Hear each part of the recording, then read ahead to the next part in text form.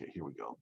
So once again, welcome to Art 116. I'm just talking about getting paint ready for our next project, and also trying to find a plastic container. Anything that you're using in your kitchen would be fantastic, especially the lid, because the lid is going to become our palette for mixing paints on.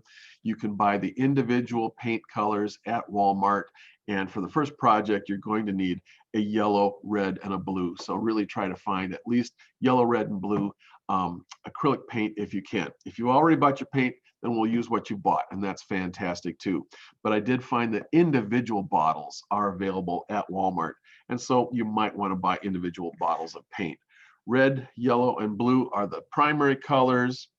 Orange, violet, and green are our secondary colors. For this class, you'll want to have these 6 colors of paint, and they will set you back about $6 because these are 97 cents a piece at Walmart. But for the first project, we're just going to need yellow, red, and blue to get you started, and some paint brushes.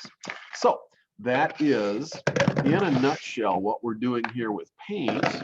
And now we're going to get back to dealing with, what are we dealing with here? It's so complicated. All right. So we are dealing with graphic design and that kind of stuff. So is anybody interested? This is where you get to tell me that you're interested by unmuting your mic, so that I know that you'd like to share something. Is anybody interested in sharing something, maybe your project that is in progress that you wanted to get some feedback with, or something, some intermediate feedback with? Or do you have a question? Do you have any kind of a question right now on the project? This first project that we're working on, graphic design, I'd like it to be due on Monday, on the Martin Luther King holiday. We are not going to have class on that day, and the thing isn't due until midnight on Monday night is when the due date is. You can turn it in after the due date until the following Saturday. So it'll be open for turning it in all throughout the next week or so. Okay, so I don't see anybody just chomping at the bit to share their project. So what I'm going to do is do my screen share and take you back into what I was playing with just this morning before class started, to kind of show it a little bit more. Okay. Sometimes I'm just talking to myself because all I'm seeing is a bunch of red muted microphones over there and a whole bunch of red muted cameras over there. So there's nobody here except me. So here we go, screen share. So, okay, I'm back into my Word documents that I was playing with before. And once again, I'm going to scroll back to the top of what I was playing with.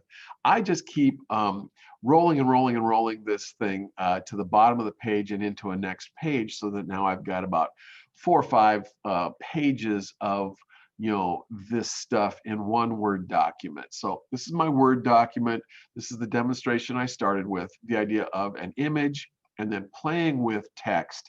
And if I have to, breaking the text up into individual text boxes so that I can pick them up and move individual text boxes around, so that I can really play with their alignments and the line spacing between lines, so that I can try to get my line spacing as close together as possible when I want it to be tightly packed, and open up my line spacing to anything I want it to be when I want there to be some kind of a pause.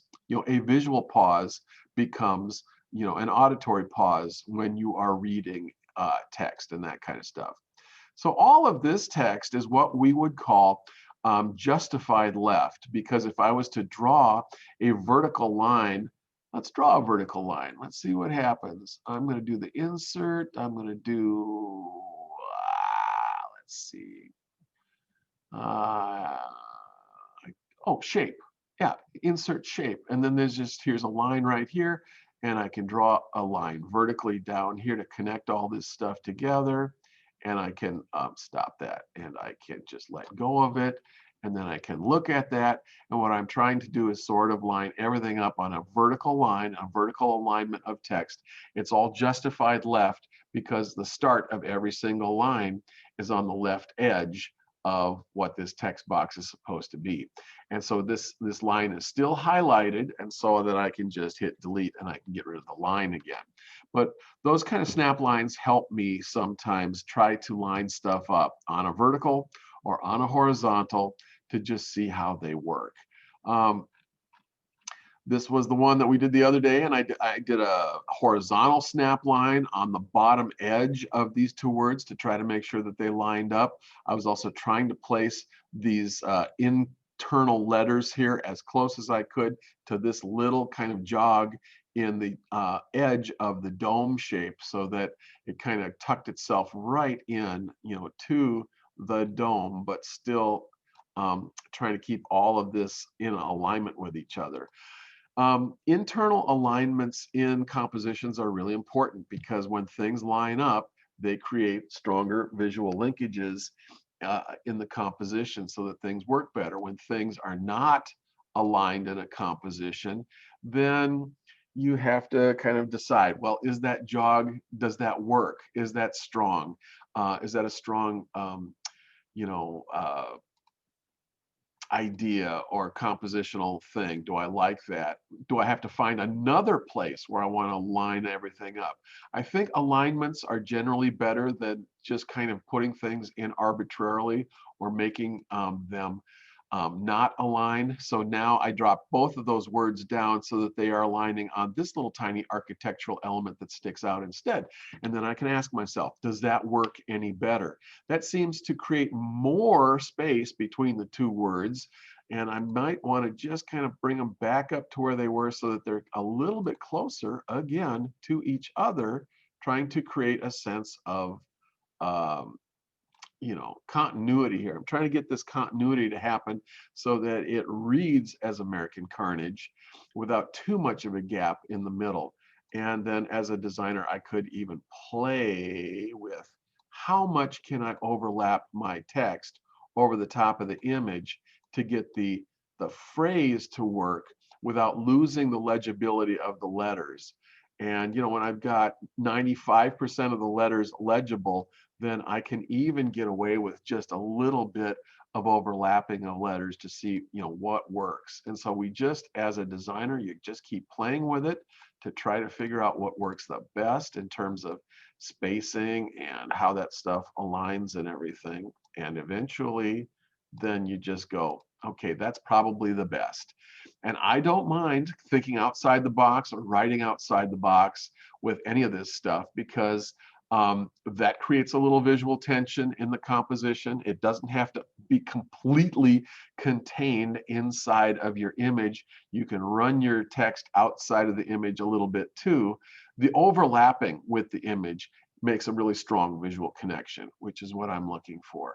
I'm going to stop the share for just a second. I'm going to come back to you guys. I just want to check the chat to see if anybody had written anything else in the chat, question or comment. I'm looking up here to see if any of you guys have a question or a comment. And then I'm going to go right back into the screen share again, because that's what I do. Okay. And so I'm going to keep scrolling down here. I was playing with this a lot on Wednesday, and I really liked what I kind of came up with you guys in terms of these three little text boxes. I was playing with these words: propaganda, lies, and rage, and just trying to figure out how they work together and what kinds of visual linkages can I make, lining up letters like the ascenders or descenders of the word propaganda with the L in lies, for instance, and possibly the idea of the A in rage. And so I got to just see if I can nudge this over just a little bit and see if that works any better than where I just kind of had a word salad going there, where it was just a little bit more arbitrary and I kind of had them pushed together a little bit. In fact, I've got the descender in P kind of sitting in the negative space between the ascenders of the L and the I here. And then again, I'm just trying to find how these things sort of nest together. So I stuck rage in here like this, so that the ascender portion of rage, the curved portion of the R, kind of came up close to the L in lies. And so I'm trying to get these things to kind of sit together in a word cloud, a word salad, word cloud kind of a thing to work really good. Now, I was playing with this line down here, Law and Order Party, and I played with other kinds of things and stuff like that. But that seemed still too wordy and too political. And then people in the media, a lot of pundits and people writing opinion pieces and stuff are asking this question over the last couple of days. Is this who we are? Is this who we really are? Because it answers the rhetorical question that some lawmakers were making in the House and Senate after the attack last Wednesday, when they were saying, well, this is not who we are as Americans. This is not who we are as Americans. And the question is, this is who we are. This is who we are. And we still have a lot of work to do as a people, whether we're talking about racial injustice, civil rights injustice, or even the idea that we have the big lie, kind of going on in our national politics. All of the propaganda that was saying that the election was stolen, or that somehow there was huge irregularities in the voting and all of that stuff. When propaganda works, it works because a lie is repeated again and again and again. And when you're only listening to the propaganda, it breaks down your defenses of reason and rationality, and you start to believe the lie. And the people who attacked, the Capitol last week bought into the propaganda. They listened to it over and over again and believed it. And so it suspended in them the idea of law and order. It suspended in them the idea of personal responsibility, the kinds of things that Republicans have been touting as real strengths of conservatism and the Republican ideal. And so we have to ask ourselves, is this who we are? And so that's what I'm playing with in that particular composition. I showed you guys this one last time, lies we tell ourselves about politics, but this is what I was working on today, just this piece right here. Again, this is who we are line, and I reconfigured it into a question for us to ask ourselves. Is this who we are? So I've added the question mark.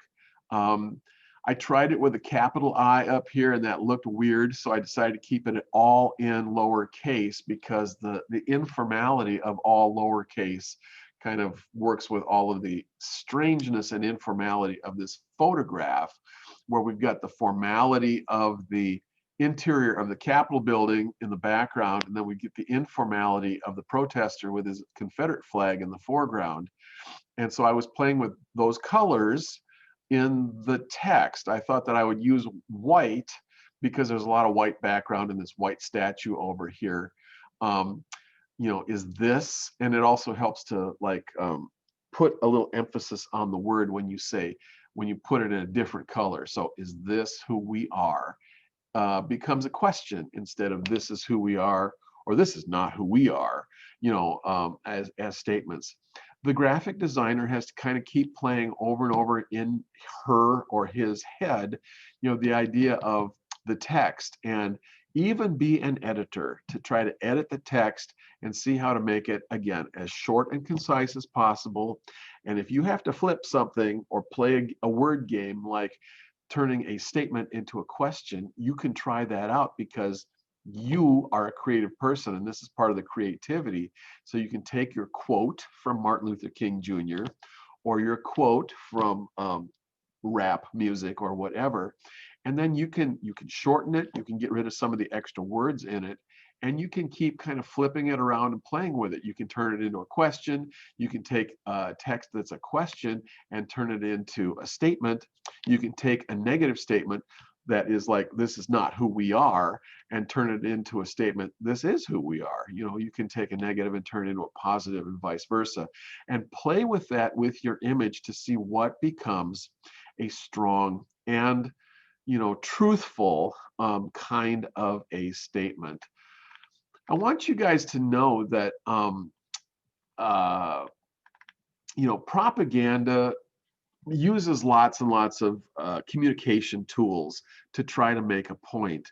And so does just basic, decent, human and political communication too.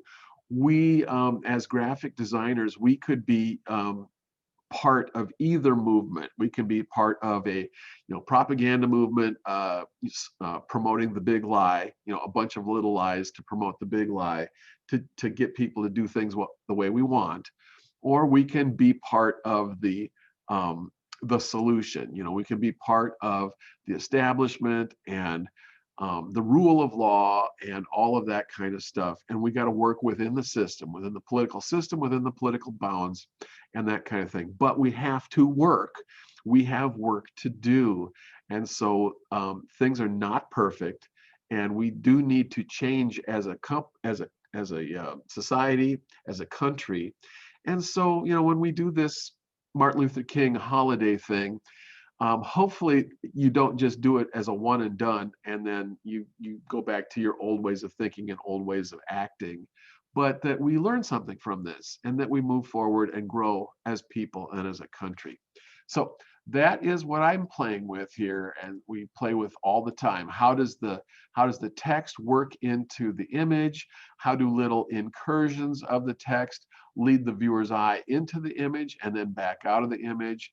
How do we create balance and kind of harmony and visual linkages in the image, and also get you to kind of circulate with the image so that your eye is led around and through the image and then circulates back through again, so that you're staying interested with the image and the text and engaged with it long enough that it makes you really want to look at it and also consider the meaning that's sitting here. Okay, I'm coming back out of the share screen again. So I'm back with you guys.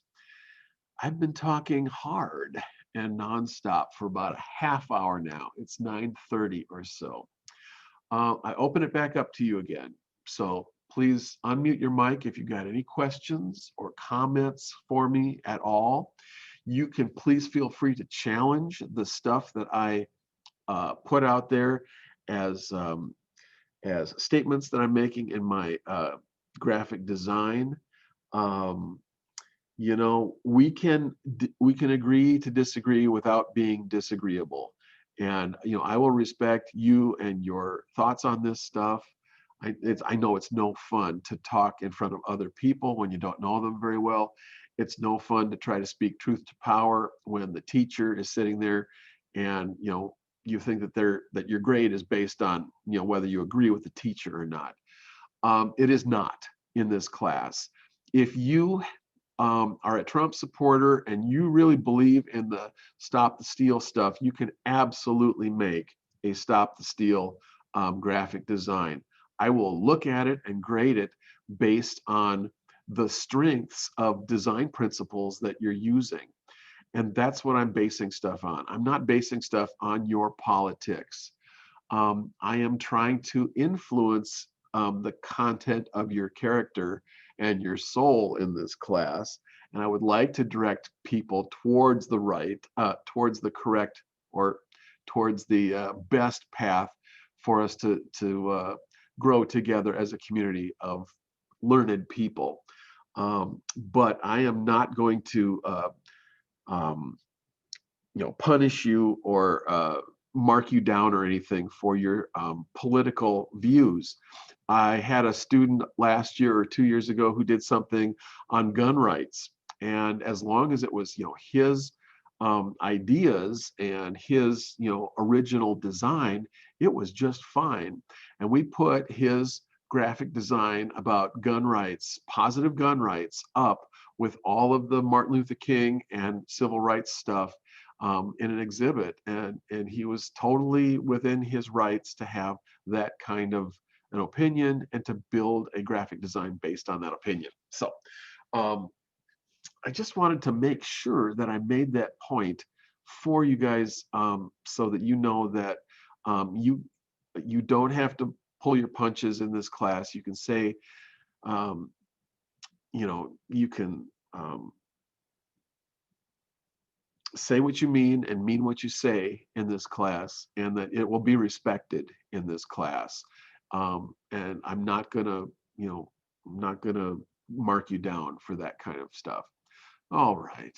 Now, that was 5 minutes of me just trying to make sure that you knew that we were all good in this class in terms of your politics, our outlook on life, and reality. But I will welcome anything that you guys do. But I need you to do something for this project. So one last time, anybody want to share a project with us today to get a little bit of feedback on it? If so, unmute a mic, let me know. And otherwise, I'm going to leave you guys to your own devices this weekend. You've got the weekend and Monday to put the finishing touches on your project, and then upload it in coursework as your finished project. And next week, we're going to look at the projects that got uploaded. We're also going to start the next project, dealing with a basic color wheel. And I'm going to, over the weekend, construct the next assignment and put it in coursework so that the next assignment will be there so that you know what it's going to be. Okay, that was a lot. And it was really hard for me because you guys are sitting there quiet, silent, like a bunch of sphinxes out there. And it's really hard to know whether I'm reaching you and whether